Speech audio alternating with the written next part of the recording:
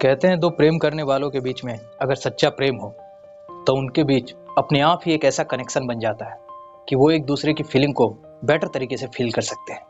पर ऐसी सिचुएशन का पता तब चलता है जब हमारे साथ में कोई ऐसी घटना घटे जिसकी हमने कल्पना भी ना की हो, और वो घटना किसी ऐसे करीबी के साथ में घटे जिससे हम बहुत ज़्यादा प्यार करते हो। नमस्कार, मैं आपका दोस्त मिश्रा विकास अपने चैनल इमोशनली एंड प्रैक्टिकली मैं आपका एक बार फिर से स्वागत करता हूँ। हाजिर हूँ मैं आपके सामने एक दिलचस्प स्टोरी के साथ में। ये स्टोरी आपका प्यार पे विश्वास और बना देगी। अगर आप ऐसी दिलचस्प स्टोरियाँ सुनते रहना चाहते हैं तो हमारे चैनल को सब्सक्राइब जरूर कीजिए। वीडियो अच्छी लगे तो उसे लाइक कीजिए। और अगर आपके पास में ऐसी ही स्टोरियाँ हों जिसमें लोगों ने इमोशनली कुछ मिस्टेक की हों और आप जानना चाहते हो कि उनका प्रैक्टिकली रिएक्ट क्या होता है, तो हमारे कमेंट बॉक्स में उस स्टोरी को शेयर कीजिए। हम उसे अपने वीडियो पे प्रेजेंट करेंगे और जानेंगे कि उनसे इमोशनली क्या मिस्टेक हुई, बट उनका रिएक्ट प्रैक्टिकली क्या होना चाहिए था। तो वीडियो को लंबा ना करते हुए आइए आज की स्टोरी स्टार्ट करते हैं। ये कहानी एक ऐसे आदमी की है जो एक ट्रैवल एजेंसी में काम किया करता था। उसकी खुद की 3 बसें थी। वो पूरा भारत घूम चुका था, पर उसे कभी भी तीर्थ स्थानों में जाने का मौका नहीं मिला था। एक बार उसके पास एक यात्रियों का ग्रुप आया। उन्होंने उससे कहा कि वो 4 धाम की यात्रा करना चाहते हैं। वो आदमी बहुत खुश हुआ।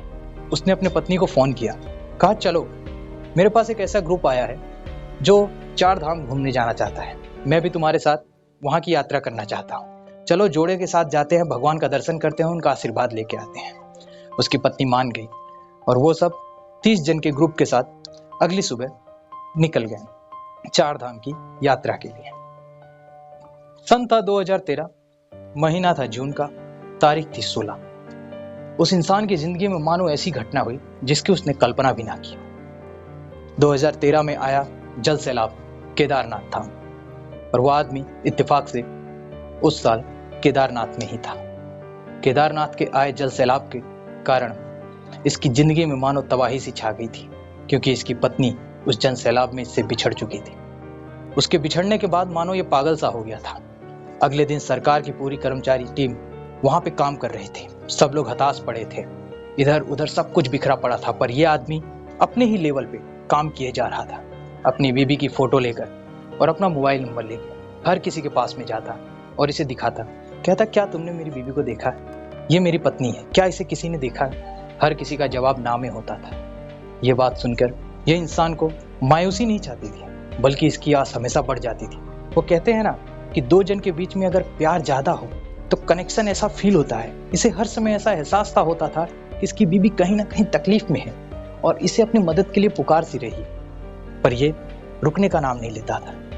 कहते हैं वहां का माहौल थमने के बाद सब चीज शांति से होता गया, पर इस आदमी के अंदर शांति नहीं आई। दिन हफ्ते में बीत गए, हफ्ते महीनों में, और महीने कुछ और महीनों में बीत गए, पर यह आदमी रुकने का नाम नहीं लेता था। इतने महीनों में यह इंसान अपने घर भी वापस नहीं गया, लगातार अपनी बीवी को ढूंढता रहा। इसके साथ त्रासदी तब हुई जब सरकार ने एक लिस्ट जारी की, और उस लिस्ट में उन्होंने बताया कि जिसकी मृत्यु हुई है उसे सरकार मुआवजे के तौर पे कुछ पैसे देगी। और उस लिस्ट में इत्तेफाक से इसकी पत्नी का भी नाम था। इसे बुलाया गया, पर इसने वो पैसे लेने से इनकार कर दिया। सबने कहा, ऐसा क्यों? इसने कहा, जब मेरी पत्नी मरी ही नहीं है तो मैं ये पैसा लूं ही क्यों? सबने कहा, ये तुम्हें कैसे पता? जब सरकार कह रही है। तो उसने कहा, क्या प्रूफ के तौर पे उसकी डेड बॉडी है? नहीं ना, मुझे पता है, मुझे कनेक्शन हर समय फील होता है। उसका प्यार उसके दिलों में मानो ऐसा जिंदा था जो हर समय उसे ट्रिगर करता था कि उसकी पत्नी कहीं है और उसे पुकार रही है। पर उसके पास इतने महीनों के बाद कुछ पैसे नहीं बचे थे। उसने अपनी बसों को बिकवा दिया, और अर्निंग ना होने के कारण उन पैसों के साथ में वो वापस अपनी पत्नी को ढूंढने लग गया। रिश्तेदारों का फोन आता रहा, घर वालों का फोन आता रहा कि तुम आओ, तुम कहाँ हो, तुम पागल मत बनो।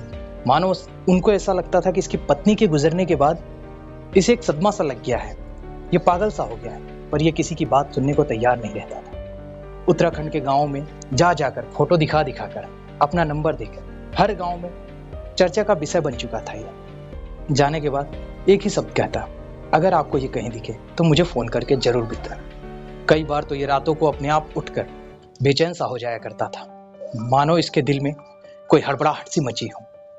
पर कहते हैं ना कि जिसका इरादा मजबूत हो उसे एक दिन कामयाबी जरूर मिलती है। एक दिन की बात है, को पूरे 19 महीने बीतने के बाद एक बार उसके पास एक फ़ोन आता है और फ़ोन में कोई कहता है, क्या आप ये इंसान बोल रहे हो जिसकी पत्नी खो चुकी है? वो कहता है हाँ। कहते हैं कि हमें कंफर्म तो नहीं है, पर आपकी फ़ोटो वाली लड़की यहाँ इस गांव में देखी गई है। वो आदमी एकदम से बौखला उठा, रात के 2 बजे उठा। यहाँ वहाँ कोई सवारी नहीं मिली। वो सोच रहा था कहाँ से जाऊँ, कोई गाड़ी नहीं। 70 किलोमीटर का सफ़र था उस गांव में जाने के लिए। उस आदमी ने पैदल चलना शुरू किया और लगातार चलता गया। जब अगले दिन सुबह वो पहुंचा तो देखा उस गांव में एक औरत, जिसका उस जलवायु के बाद दिमागी संतुलन हिल सा गया है, एक मंदिर में पड़ी हुई थी।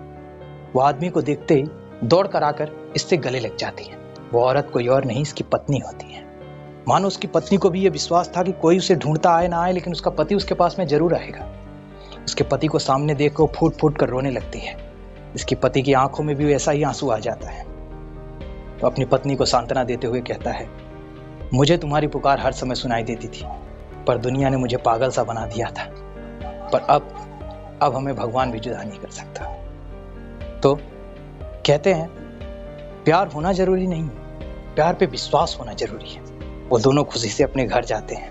पूरे 19 महीने बाद घर लौटने के बाद पूरे घर वाले शौक से हो जाते हैं कि इसके विश्वास ने इसके प्यार को जिता दिया। कहानी का एंड यही होता है। कहने का मतलब है, हमें प्यार तो करना चाहिए, पर कई बार ऐसा होता है कि प्यार जब हमसे दूर होता है, आजकल की युवा पीढ़ी की बात करता हूँ, जब प्यार हमसे दूर होता है तो हम डिप्रेशन में चले जाते हैं, कई तरीके की उल्ट-पटांग चीज़ें करते हैं।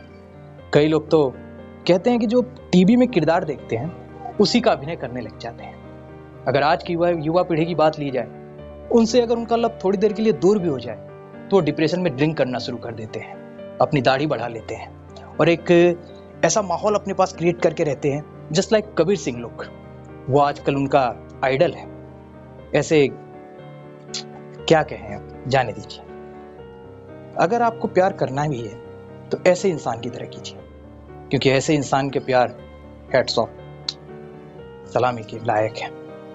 तो यही कहना चाहूँगा, अपने प्यार का और अपने विश्वास को अपने दिलों में हमेशा जिंदा रखिए, क्योंकि ये इंसान की ज़िंदगी में इमोशनली चीज़ें बहुत डिप्रेशन की तरीके से आई थी, पर इसने रिएक्ट हमेशा प्रैक्टिकली किया, क्योंकि ये कभी थमा नहीं। ये ढूंढता रहा और एक दिन इसे कामयाबी जरूर मिली। तो आज्ञा लेता हूँ आपसे और मिलता हूँ आपको एक नए वीडियो में। और जाते जाते यही कहूँगा कि लाइफ में सिचुएशन हो कितनी भी इमोशनली, बट आपका रिएक्ट होना चाहिए एकदम प्रैक्टिकली।